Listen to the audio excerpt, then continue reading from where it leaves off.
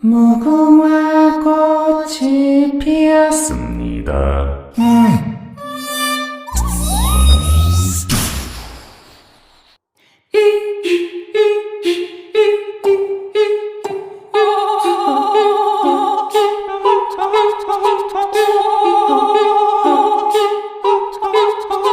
这也太上头了吧！鱿鱼游戏凭借紧张刺激的大逃杀剧情，瞬间火遍全球。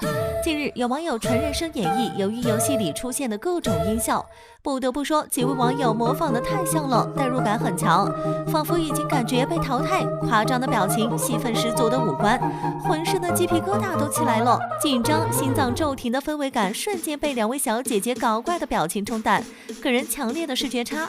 特别是左边的小姐姐，仿佛看到了《鱿鱼游戏》123木头人里的机器人本人，眼珠子滴溜溜乱转的样子，简直要吓坏小朋友，有木有？